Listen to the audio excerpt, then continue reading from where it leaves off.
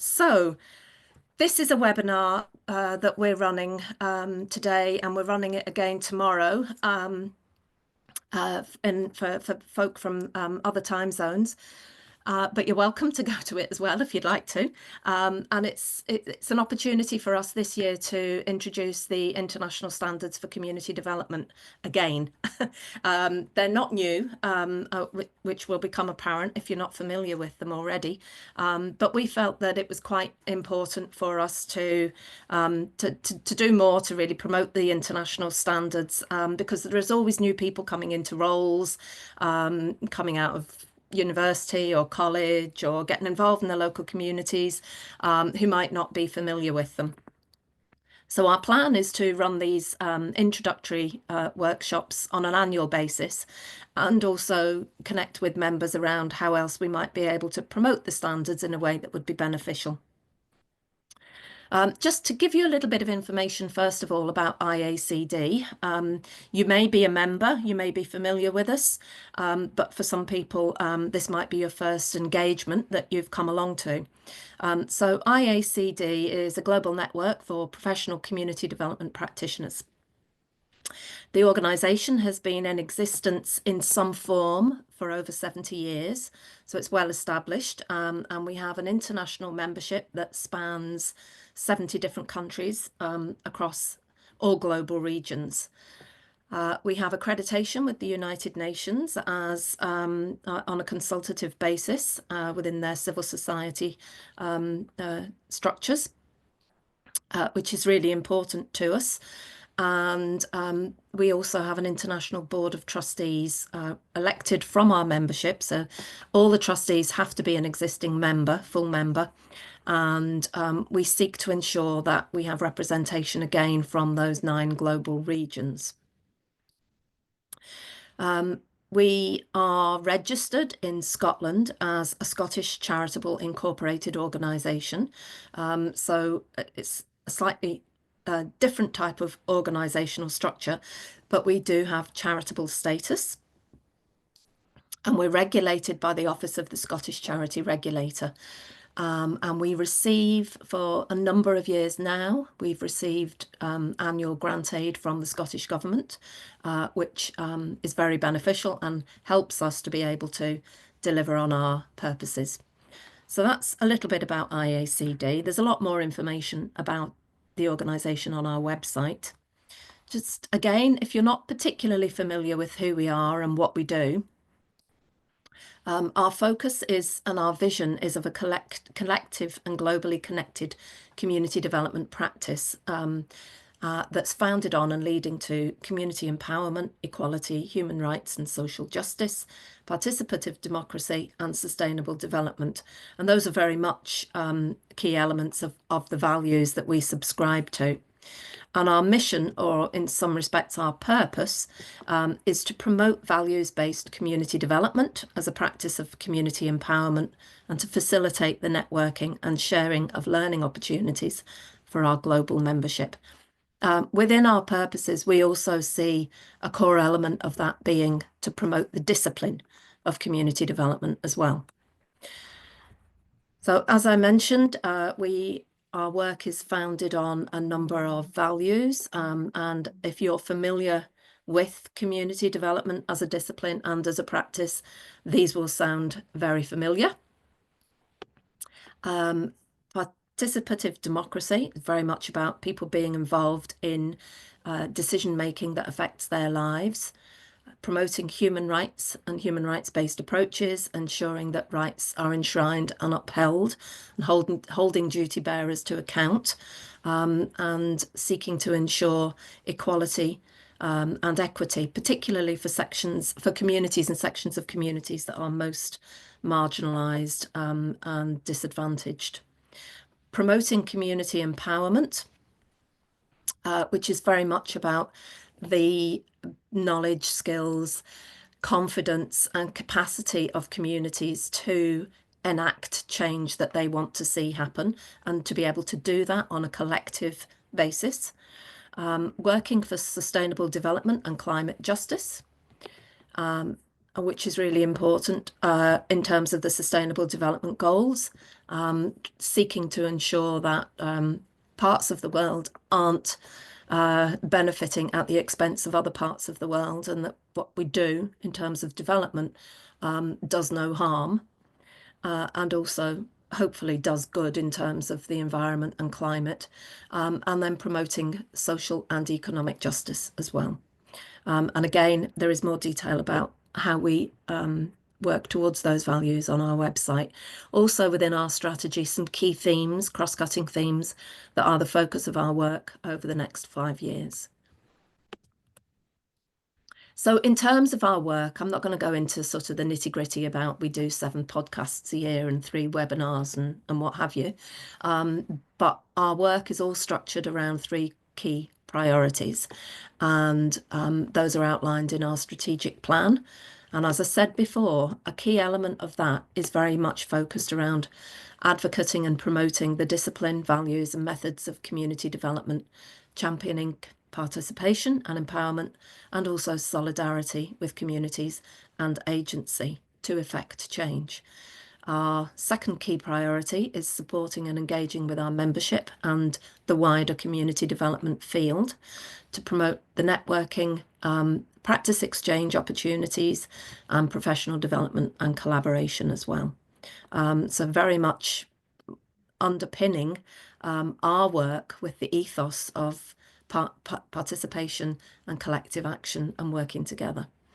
Our third and final strategic priority is about how we operate as an organisation, which, as I said, we seek to do in the principles of good governance, ensuring the organisation is well run,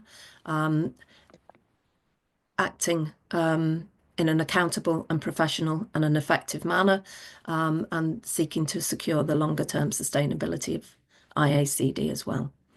So those are our priorities, but we're not here to talk about all of that. We're here to talk about the international standards.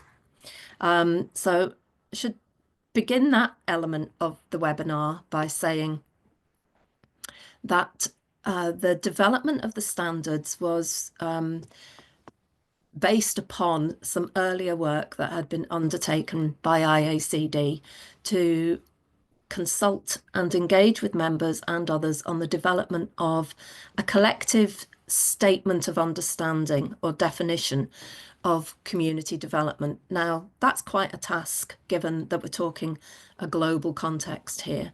But we have membership around the world and people can interpret language and terms and words in slightly different ways.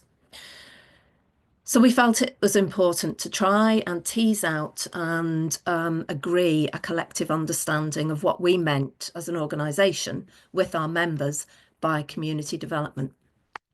So we've defined it as practice-based profession and an academic discipline that promotes participative democracy, sustainable development, human rights, economic opportunity, equality and social justice. So you see clearly those values are reflected in the statement, but it does that through the organisation, education and empowerment of communities, whether they're a community of locality, identity or interest, and whether they're in urban or rural settings. So it's a practice-based profession and an academic discipline that works with communities to promote these values and to promote those as outcomes as well through organising, educating and empowering communities wherever they may be and whatever type of community, identity, interest or geography. So that definition was developed and launched in 2016, and having done that then, the organisation at that point felt it would be beneficial to take that further and begin to express and articulate what community development looks like and what it is and what it involves, particularly in terms of knowledge, skills and understanding.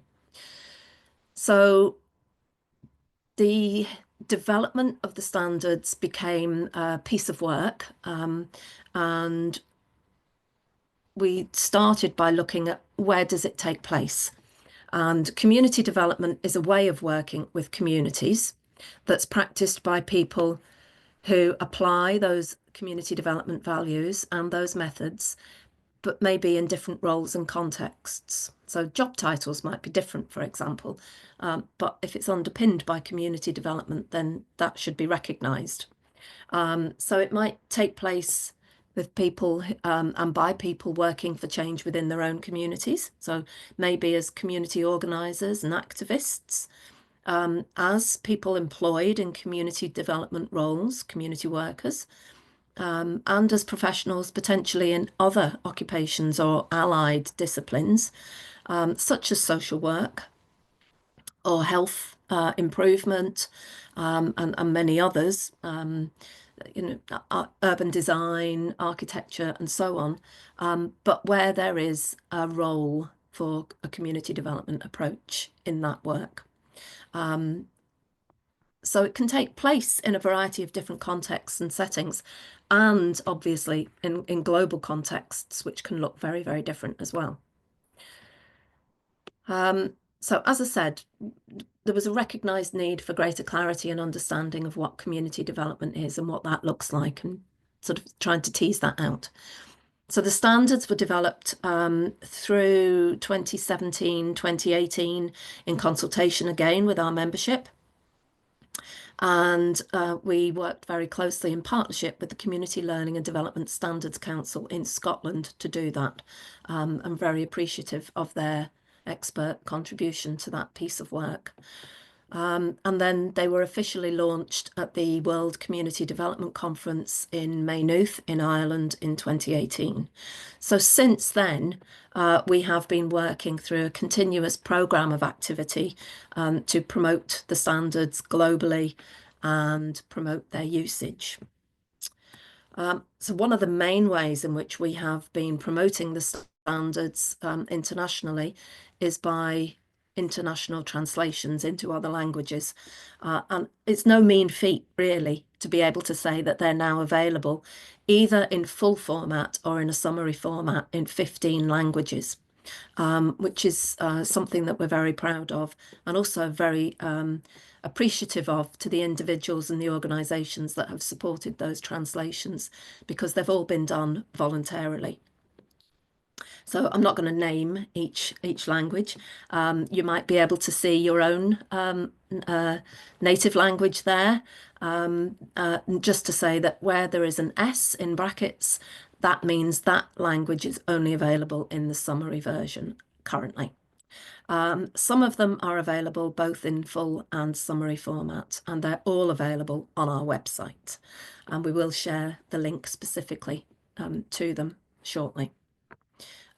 We are hoping in the next few months to bring forward translated versions in Hindi, Hausa, and there is also consideration, I think, of an Afrikaans translation as well, and possibly even Irish and Welsh. And that's not the ones that we particularly are encouraging necessarily. They're people that have come forward and said, well, I would be interested in supporting a translation. We'd also be very, very keen to work with an organisation or two to support an Arabic translation as well. Okay, so let's get into the nitty-gritty of what the standards are actually about, what they look like. Basically, whether they're international standards or national standards, they have a common format, and they are very much about describing the knowledge, the understanding, the skills, and the commitments or qualities that someone practicing that area of work in a paid capacity particularly should have in order to be able to fulfill that role and deliver that practice consistently and competently. So essentially, standards contain a series of statements that are organised around themes that relate to the area of work. And you may be familiar with the international standards for community development. You may be more familiar with national standards in your own context, in your own national context, or you may be familiar with standards in a completely different discipline. But we know that where there are standards, it means there's a group of people. There's an infrastructure there of practice that has given this consideration and thought and is expressing what this field of work and this discipline looks like and should look like. And that is really important because we need to be able to have a common understanding, and they very much contribute to that, as well as helping people develop in their roles. So our international standards are organised around 8 key themes. And if you have a hard copy, you might have a hard copy of the international standards. I've got a copy here in front of me. They're never far away. Or you might have them open on your screen alongside the presentation here. But you'll see that there are 8 themes, and under each theme, there's a description and then a number of statements. And those are the statements that help to start to express what that area of work within community development should involve, should look like, and in essence, what you should be able to do. So the 8 themes start with putting values into practice. The core of community development work is the underpinning values. And that is very much the starting point. And it's not just with the international standards. You would often and do see that reflected in other standards as well, other national standards. Then it's about engaging with communities, because that is what community development work is all about. Ensuring participatory planning and participation in many respects. Even if it's not about planning, it is about ensuring participation. People need to be enabled, supported, facilitated, to be actively involved in community development processes and shaping what things look like. And then organising for change, because ultimately the end goal of community development is positive social change. It is about improving quality of life, addressing issues and barriers that negatively impact on quality of life for communities. So we need to be able to organise around those issues. Organising for change is the basis of that. But community development is also a learning process. We talk about community development as an empowering process, and that's what we mean in terms of this key area, learning for change. How we learn together. We learn through the experience of being involved in working collaboratively as a group or as a community, looking at the issues, deciding what we feel needs to change, thinking about what the best approach to bring that about is. And all of that is contributing to our learning as individuals, but also collectively. And underpinning community development is the need for an analysis and understanding about the issues that affect us and the communities that we live and work in. So we also need to have that learning process that's a critical learning supported as well. Building leadership and infrastructure, what does this look like within our community? How many groups are there? How are they supported? How are they constituted? What does their membership look like? How do they govern themselves? All of those sorts of things.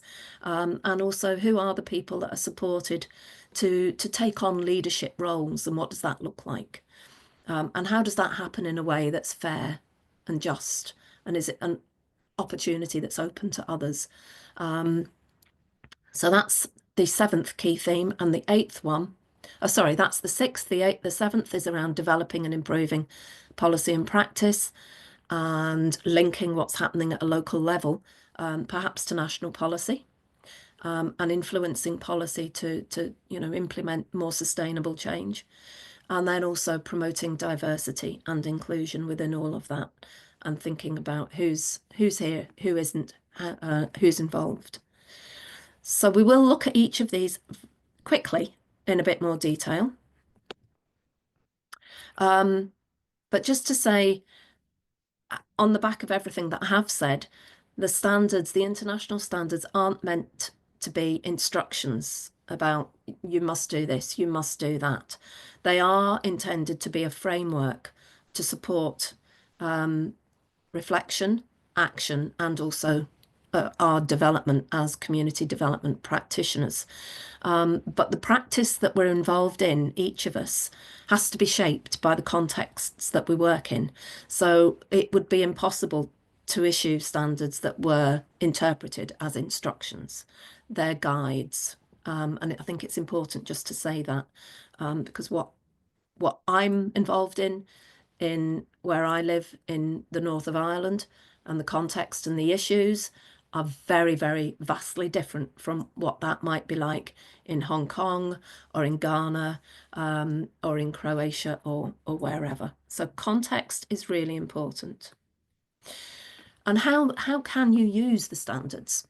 Well, I was involved in a piece of work many years ago, which was about standards development. And at that point, there was a reputed 101 uses of standards. I think some of those were a bit duplicatory, but there are many ways in which we can use standards to help our practice. And these are just some examples. So in terms of our work within communities, we can use the standards to help us in our work with groups, with communities, to decide on strategies, tactics, and methods that they might want to choose. Perhaps because they're looking at the values and thinking, well, if we want to work to the values, what's that going to look like in terms of strategies and tactics that we want to employ? We can use them to shape and design community development training and education programs, shaping the curriculum, deciding on assessment criteria, what are the things that people need to be able to know, do, and understand. We'll use those to design learning outcomes and maybe shape practice experiences as well. We can use the standards to support community development research, perhaps by helping to identify the topics and the types of questions, and focusing that on real experiences within communities and involving communities in research processes. Again, if we're thinking back to participation and empowerment.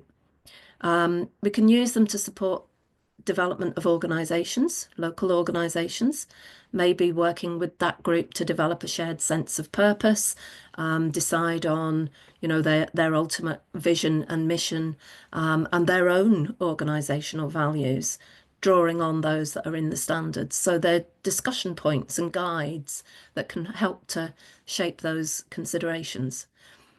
And then staff development and also volunteer development and group development too, helping to identify maybe where there are strengths. You could use them as an element of a checklist. Well, we're really strong on this key theme, and we have a lot of people with that knowledge and that understanding. But here's another key theme where we're not so well prepared. Maybe that's an area we need to do some work around. So you can use it from a collective point of view or in an organisational point of view around staff development. And then also as individuals, we can use them to support our own practice reflection on our own work or with peers in a group setting as well, but that I and my peers direct together rather than perhaps my manager saying we're going to do this. So that's just a flavour of how you can use the standards. But to be honest, I don't think there's a limit on that. And the more creative people are with them, the better. And if you're getting creative with the standards, please let us know, because we'd love to be able to, well, we'd love to hear it and we'd love to share it as well. So let's think then about the standards those 8 key themes. And I'm just going to speak to the first one here very briefly, and then Daniel is going to pick up and introduce the others. And then when we've rattled through those, we will break up into some discussion groups and give you the opportunity to reflect on what you've heard and maybe consider some questions around how you might use or do use the standards yourselves. So as I said, the first theme and the first sort of main area within the standards is this theme around values into practice. And that is an underpinning theme. We haven't necessarily expressly articulated it in that way, but it is, because if we don't actually put the values of community development into our practice, then it's not going to look like community development at all.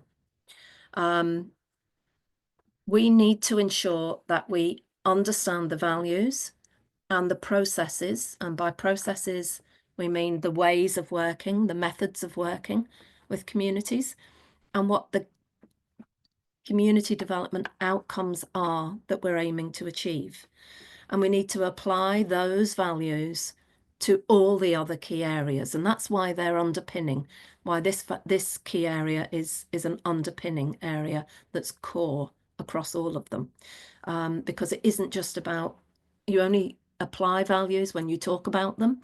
We should be applying the values across everything that we do.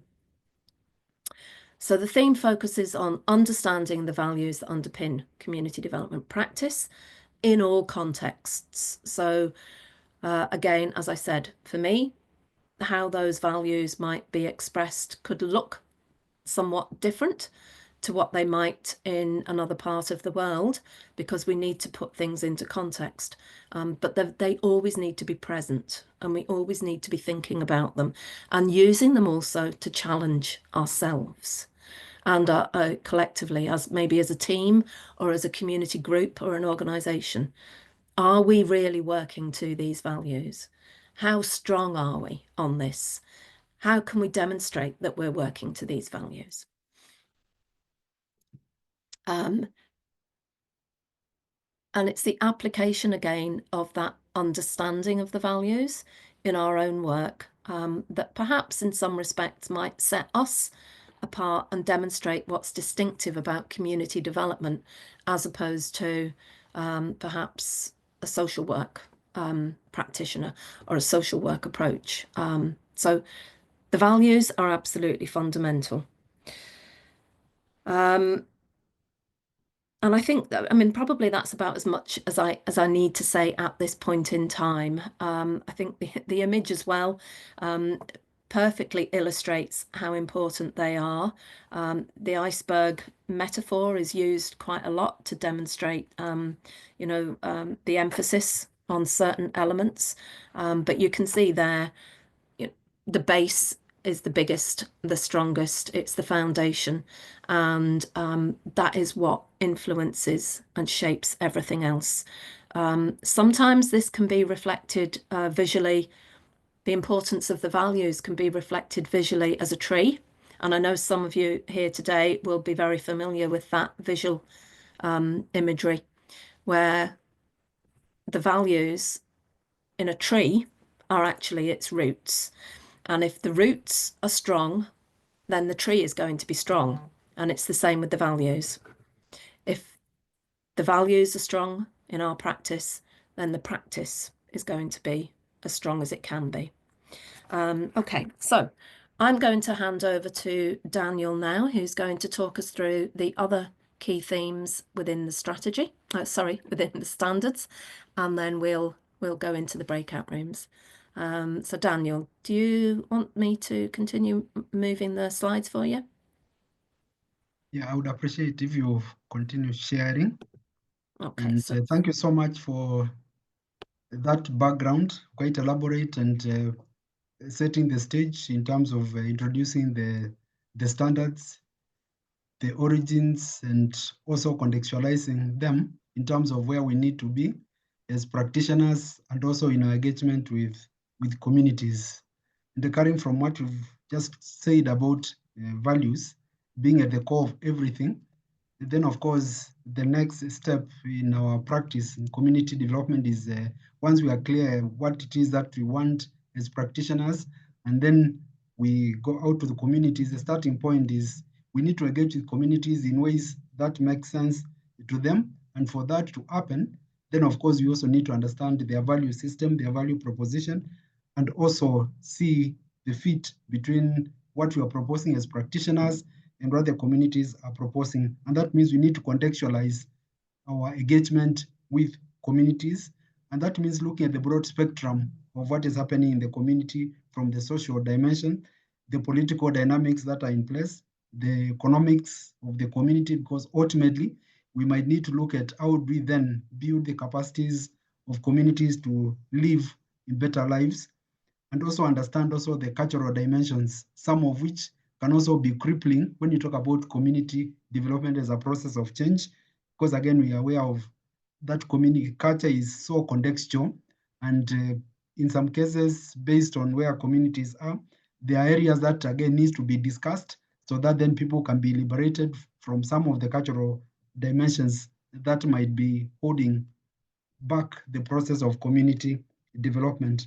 And equally, as we engage with the communities, we also need to understand the outlay of resources, the assets that are available in the community, and what that, and also the interest that also exists in those communities in terms of then, as we engage with the community, then we are aware of what is it that we can talk about very freely, and what and who are the interested parties, whom again we need also to bring on board so that we can then be able to manage the process of change in a way that then is acceptable to all the interested parties in the community. And that means that as a community development practitioners, most of the time we need to understand that our discipline creates a situation where many of the times we are outsiders in the communities. And so as we engage the communities, then we need also to be guided by the minimums that are prescribed in terms of the values that we need to bring into the community, and also what also is acceptable within the community, so that as we engage, then we are valuing the community, and we also get to a point where the communities also value our engagement with them, so that we can build a process that then leads us to a positive change in ways that then are impactful for the discipline and also for the community. And this is where we talk about end community entry. How do you introduce yourself? How do you get the community to introduce themselves, so that then we can open up and build some common framework of working together? And I like the illustration where we have the round circle, everybody seated, and everybody in this case then has an opportunity to see who is who, and then it's an open process where people can then now engage a lot more freely. And this, of course, diffuses the power dynamics and the power inequalities, because everybody is, quote unquote, at the table. This time we can say everybody is at the circle, and they can be seen, and they can also voice their concerns and their interests. If you can go to the next theme. After the engagement with the community, of course, we need then to be able to start working in a structured manner. And this is where we talk about a participatory planning process, where we need to understand, develop, and support collaborative working and community participation. And again, we are talking about a practice that is empowering. We are talking about a discipline that is empowering. And for that to happen, then the whole issue of tapping into all the voices and all the ideas and all the perspectives becomes important. And that means we need to find a way of bringing everybody on board, so that then we can also have a contextualized planning process.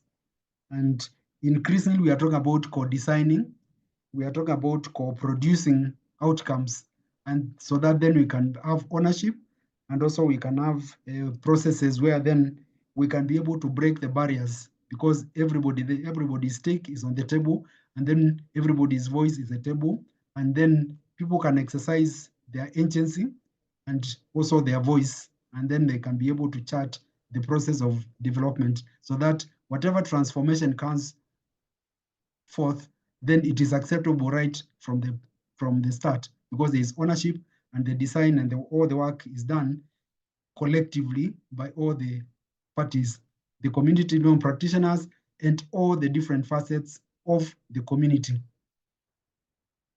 You can go to the next.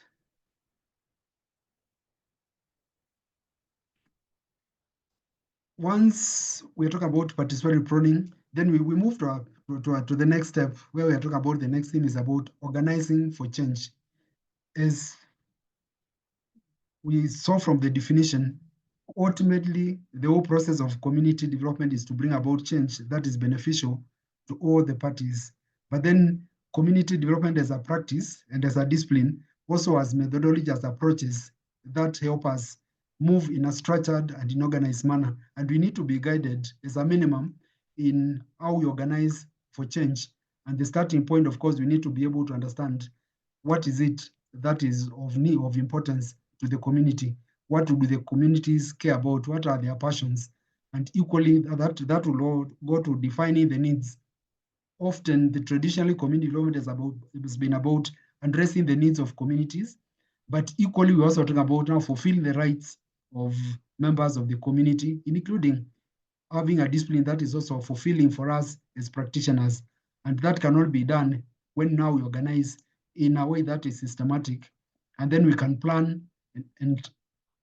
and move forward in a very organized manner, so that ultimately we can be able to tease out what is it, the activities that we need to undertake, and what is it, for instance, if we move the activities, also scale them up even to projects or even programs, so that which then become transformative to the discipline and also transformative to the practice and as work in the communities.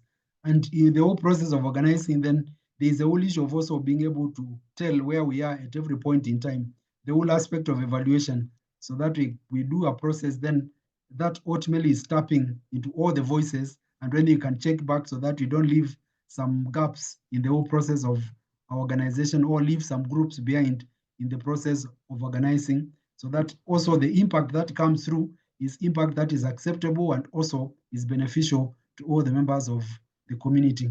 And the whole process of then the reflection and learning becomes important. Let's go to theme number 5. All this process becomes beneficial, and cumulatively, the whole issue of learning for change becomes important, because we need to be able to learn as practitioners, what is it that we have done, how can we do it differently to get better outcomes. And as we work with communities, again, we also need to be able to look at how can we also learn, so that then we can build processes and build capacities or even develop skills that are useful to bring about social change. And ultimately, that's how we are going to grow as a discipline, as practitioners. And also that's how the community is also going to grow and build capacities, so that they can also be able to take charge of the development process going forward. And then they can also now work on their priorities based on the learning that comes through. Of course, some of the learning is going to come out of some of the failures. You start projects, they don't turn out the way it was initially intended, but then out of that lessons, then we can always see how do we look forward. Look at the bird is in as much as it's a beautiful bird, it's also looking at what has happened in the past and what is it that I've learned that can make ourselves look much better going forward. And that's what development is all about. Often development is talked about as a cyclical process. You go forward by also looking at backwards what has happened and what is it that we can carry forward to make lives better. Number 6, the theme of diversity and inclusion. And increasingly, we are talking about diversity, equality, and inclusion, as in the illustration, is becoming important, because we know that we need to develop and design practices and policies that recognize and respect our diversity in all dimensions: socioeconomic, race, ethnicity, and including interests. And also look at including we are differently abled, and we need ultimately to bring everybody on board in the community, so that then we have an inclusive community development process. a community is as weak as their weakest link, and the practice is also going to be as strong as how inclusive it is. And so the issue of diversity, equality, and inclusion become important as cardinal norms, which, as we look at the standards for community development, we need them to embrace at all times, and also ensure that they're also respected in the communities that we work with. When you go to communities, and of course, you find not everybody has a voice. In some of the patriarchal communities, you find there are segments of population that have to keep quiet because the men, quote unquote, are speaking. In a few of the matriarchal societies that exist, there are also practices where the men also have to keep quiet. We have matrilineal societies where men have to move and live under the matriarchs. And of course, their voices also are important. And increasingly, they are all different differences that are already coming into place, which need to be recognized. And it is up to us, if we are going to talk about an inclusive practice, then we need to be able to have everybody on the table and everybody have a fair and rightful chance so that we respect and promote their dignities. I think I want to leave it at that point. Number 7.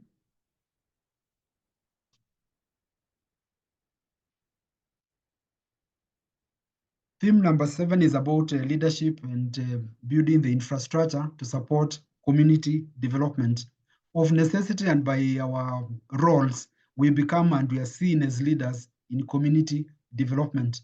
And this standard is about ensuring that we build some minimums in terms of recognizing who are the leaders of community development and what kind of leadership do we need to develop so that then the issues of accountability can come into place, and then we can provide an empowering process where there is vision and where there is direction in terms of how resources are mobilized and applied, and also how voices from the community then are channeled, and also this the structure of organization. Anna's talked about social groups, and which of course become vehicles for mobilizing communities to work together. And as we talk about the infrastructure, then in many communities, there is a way they organize themselves, and community development is a group process. And so we need to be able to look at how do communities organize and how sustainable are these structures so that ultimately we end up with a process that then takes care of the collective interests of all the community for purposes of ensuring that we have a sustainable process. Many are the times, of course, individuals can hijack the process where what is said to be community development is by and large an individual endeavor. And to avoid that kind of a process of hijacking of community development, that's why there needs to be some structures that fit in within the community setup and the community understanding of how things need to be taken care of collectively. Many years when I started community development work in the ministry, we had situations where the government would support projects, and in terms of registration, it is the leaders of the groups who would be registered and would be accountable to for the resources given. As some of these projects became very, very rich, quote unquote, in terms of the resources, there would be a situation where the leaders would say, look, this is now our project. Anybody else, too bad, you don't belong. And that became quite problematic because then what was otherwise collective projects would be taken care of by just a few individuals.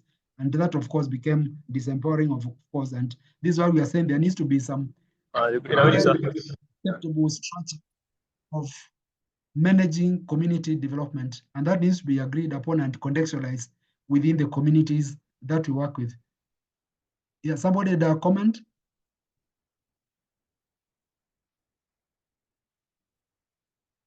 And I'm finishing shortly. The theme number 8 is about policy, because again, the traditional definition of community development is where we are joining the efforts of communities with those of governmental agencies. And this is where the link of policy comes into place, because we need to be able to have a process where we develop, evaluate, and inform practice and policy for community development. And this can, of course, needs also to leverage on a participatory evaluation so that we can be able to inform our strategic and operational practice. And of course, to be able to develop a policy, then we need to be able to generate the data that is going to inform where are the gaps and what needs to be done. And based on that analysis from within and from without the community, then we can already hold the duty bearers into place and to account so that we can develop policies that then inform and take care of the interest of the community, and including also take into account the interests of the discipline. And that's why as a network of a community development practitioners, there is always a sense in which we need to be able to have and to engage with the policy makers and the guardians of policies so that they also recognize the discipline and they recognize the roles that we play, and also have policy framework which protects what we do and also protect what the communities are doing in the name of community development. And that becomes important and a continuous process, because then that builds a process where we can tap resources and also where we can also leverage the interests of the discipline and the interests of the practice and the interests of the community. In a nutshell, that's what the standards are all about, the norms that we need to maintain as a minimum, in as much as you talk about contextualizing. But if we respect the 8 thematic areas and see them as standards, as norms that will guide our practice, then that will make our life a lot better. And so thank you so much, and back to Anna. Thank you very much, Daniel. So there you have it. In a nutshell, that's an overview of the international standards. Now, obviously, the books, the publications do have, especially the full version, do have more detail in the document, and a list of statements that reflect, those areas of knowledge, skills and competencies that we've essentially been touching on very briefly during the presentation. So I would very much urge you and encourage you to go and look at the document, download it, and use it as a tool, a resource tool and a guide in your work on a week-to-week basis, and just become familiar with it. It's called Towards Standards. It's not a perfect fait accompli by any means. There's plenty of room for improvement, because we learn all the time. But from what we have at this point in time, it is our contribution to supporting community development practice globally, and has been shaped by a global body of practitioners. So what we wanted to do now is to maybe sort of move towards a group discussion in smaller groups, just to facilitate that process, and some reflection on what you've heard. There's 4 questions here, and I don't anticipate you're going to get through all of them. And it doesn't matter if you decide not to bother with any of those. Really, these are just to help guide, the conversation in the breakout rooms. So maybe thinking about from your own perspectives, how do you, if you use them, or how could you use the international standards in your own work, in your own community development work with communities? Do you have any practice examples that you can share of having used the standards particularly? How did you do it? What was it on? Was it on designing a course? Was it on shaping some sort of action planning with a group? What was it you used them for? What are some of the challenges with using the standards, or indeed challenges that you're experiencing in your work? Because I think they're equally as valid. And then finally, what might help you to develop your own practice. It might be using the standards for self-reflection, but you might have identified other things that would help you in your practice. And that might be one of the challenges actually in accessing that kind of support. So it's an open discussion. We invite you to just take the time in a small group for about 15 minutes to reflect on what you've heard, and think about the international standards and how you might reflect those in your own practice.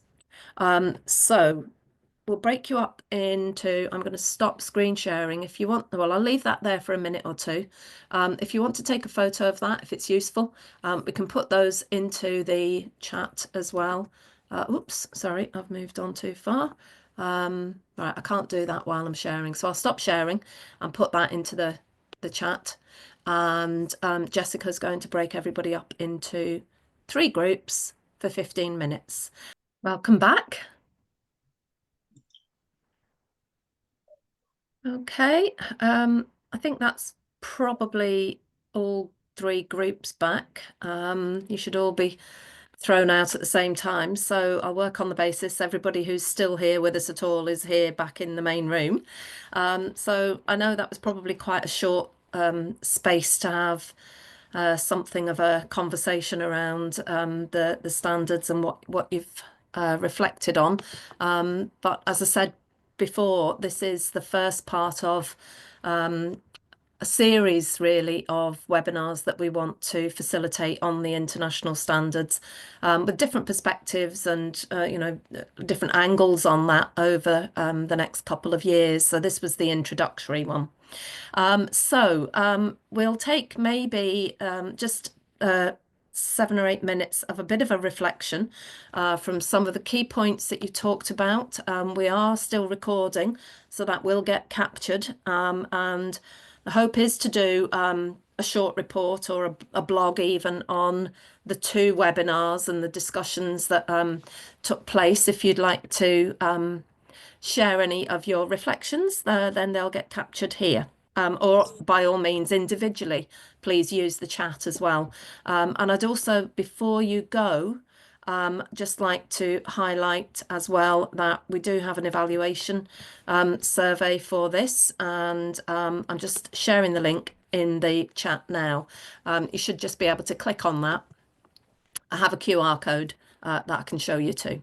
So, would anybody from any of the groups like to give a very kind of high level bit of feedback on your conversation? Or will I just sort of name a couple of people and see what you've got to offer? Ryan, you smiled. That's always dangerous.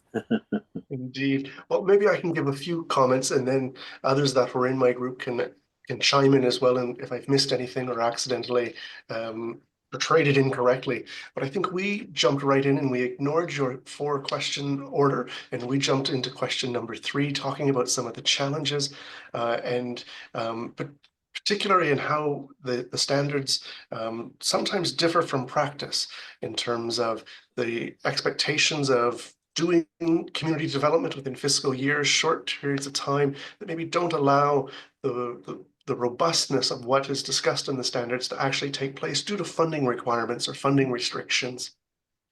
We also talked about some of the challenges that also emerge from kind of process versus project funding environments that are out there at the moment and how that hinders the practice, but also looking at perhaps the standard as an opportunity to advocate for funders to realize what community development is and what it should be doing, so that those practices maybe could be changed in the future.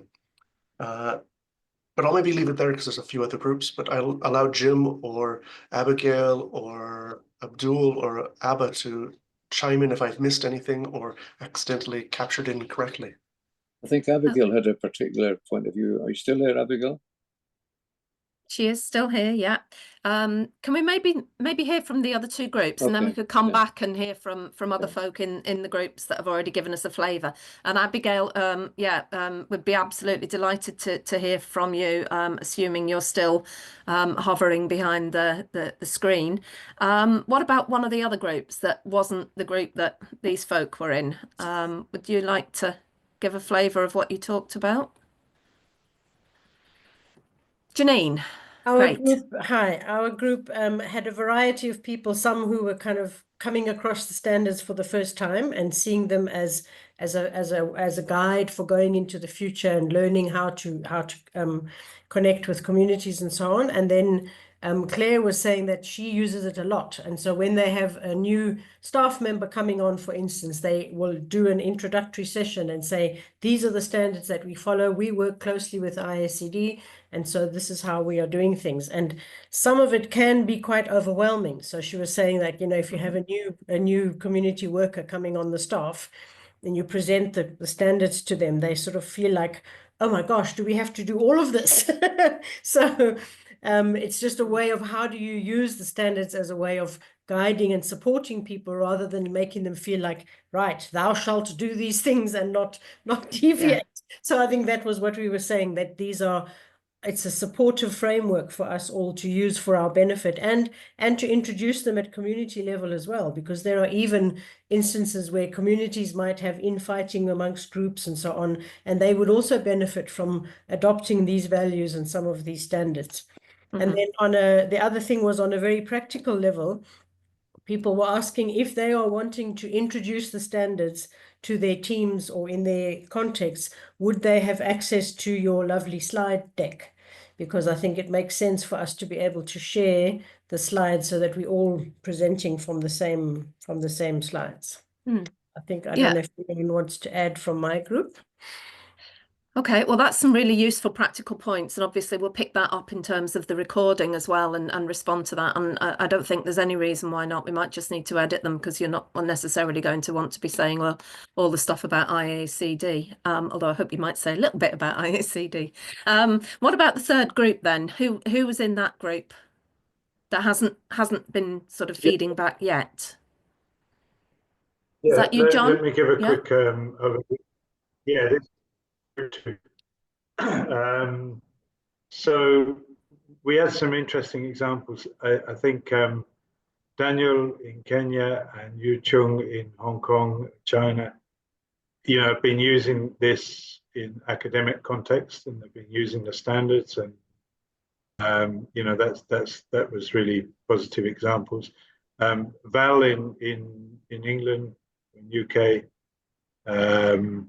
the country's not yet disintegrated, but it sounds like it's heading there. She gave the example of, you know, that they're really using it in her organization to actually certify people running courses and organizations and so on, and individuals.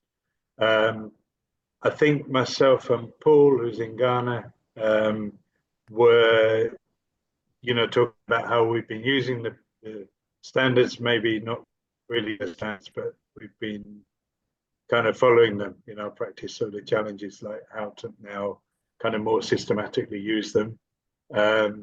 We also had an interesting discussion about, you know, how could the standards be used to kind of assess organizational development or organizational performance and so on. And we had a Google Doc, so I'll put the link in the chat so you can also access that. Brilliant. That's great. Yeah. Fantastic, thank you.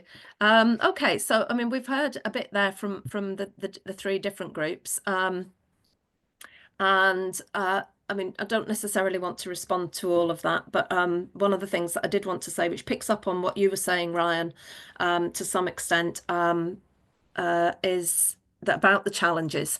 I think, you know, listening even to ourselves talk through the presentation and the way they're written, it is quite abstract and quite aspirational. And it all sounds quite positive, but you know we don't live in a fair and a just world, and we certainly know that community development practitioners are often working at the harder end of the discrimination, the injustice, and the inequality that communities experience. So I think that is very much about context, and whilst we work in solidarity with communities, I think we also need to be able to look at the standards as a way of helping us frame critical analysis, challenge, and use that as a body of support for us in that approach, as well as, you know, the positive aspects of our work, if you like, which are often the easier elements, you know, sort of the group development and some of those sorts of things. So I think that kind of critical analysis and the challenge role is really, really important. And it can be used for a whole variety of different purposes. So maybe one of the things to come out of these two workshops is about sort of drilling down a little bit in using the standards for X, and really get to grips with particular ways in which they can be used, as opposed to what we've done today, which is the sort of the big picture. So I think that's maybe an option as well. Now, I was conscious that everybody wanted to hear from Abigail. So if you're there, Abigail, and you have an additional contribution, it would be lovely to hear from you. And then we'll just I just want to highlight some resources that we have around the standards and bring us to a close. Yeah, I want to say that context matters for where we work, how we work, but it does, and my discourse was around the reality of our world today. We live in a global society. And so IACD and the standards towards developing standards are a critical component to the world in trying to be a consciousness for the world of humanity, because the world is moving away from humanity. I think in essence, that is what I was trying to get at in our group, this discourse. And that is what we have to consider, even as practitioners, even as you're looking at this as a discipline, as a process, etc., because the world is moving so rapidly, so superficially, with no interest in any about human rights or any of those things. That's what we're all experiencing today. Whether you're in my country, in Belize, or if you're in China, or wherever we are. So perhaps that too is a consideration in terms of how we factor all of that into what we're doing wherever we are. Couldn't agree more. Wonderful. Yeah, and I think you are absolutely right. I mean, context isn't just about, oh, it's a rural community. It is about those big themes, the global themes that are impacting on all communities around the world. It's just how they're experienced is different. And those are the kind of contextual factors that we really do need to be sort of, you know, conscious of, and taking into that critical framing of our own work. But I think you put that exceptionally well, Abigail. You might see it paraphrased somewhere in the blog in the not too distant future. Okay, does anybody else have a burning comment they'd like to share before I just sort of draw your attention to some of the resources that we have and then draw the meeting to a close? I think it's just a general comment, as you summed it up yourself there, Anna, that perhaps if we're having a future opportunity like today, then it's to, as you touched there, it's perhaps in the beginning of the session, start with the challenges and then apply the values, to the conversation, rather than, in a sense, assume there was a kind of Bible there, which we then work through. So I think you summed it up yourself. I think that's coming out of the group that we were in. It's helpful to have the challenges and, see how the standards help us have that critical reflection, as Abigail was saying. Yeah. Okay. Thank you, Jim. Right. So I'll take Abdul, and then I'm going to just share the resources, the QR code for the evaluation, and call us to a close because we're past our time. Abdul. Oh, thank you very much. Mine is looking at the level of AI, artificial intelligence, emerging technology, and community development, and the international standard. I want to feel that we should also try to find a nexus with these emerging trends and then see how it will going to affect the values, the practice, and the process of our community development. Thank you very much. Oh, thank you. That's a snappy little nugget to throw in at the end of the meeting. I certainly think that could form the basis of an entirely different other seminar or webinar for us to explore, which would be really interesting. But you're absolutely right. And it kind of connects in many respects to what Abigail was saying as well about the rapidity oh no, is that a word? The speed, I'll say speed of change that we're trying to grapple with, and what that looks like and what it means, not just for communities, but the issues that we're dealing with. You know, that kind of cyber impact is phenomenal now. So really important for us. Okay, thank you for all of those contributions. Just to say then, that we do, in addition to the actual standards documents, we do have some other resources that you might find useful. Now, this is a screenshot of our webpage, so unfortunately, the only link that works here is this one, which I'm going to copy and put into the chat so that you can access the page, and then you can use, excuse me, the links that are highlighted in blue. But we do have Practice Insights magazine, which we publish, aim to publish twice a year. Now, that's usually a thematic issue, but we often relate elements and articles within that to the standards. We have some books that you can purchase that we haven't published them. We've written them or edited them, but they've been published by Routledge and Springer, and they're available to purchase from their websites. One of those books is an international community development practice book framed around the key areas in the standards with case studies. So that might be interesting for you to have a look at. And we also have a number of podcasts framed around each of those areas in the standards as well. And all of those resources you can access from our website. So look out for that page when I put it into the chat. I need to stop screen sharing to do that. And then finally, I've already put the link to take you into the document if you wanted to do it on your computer or laptop.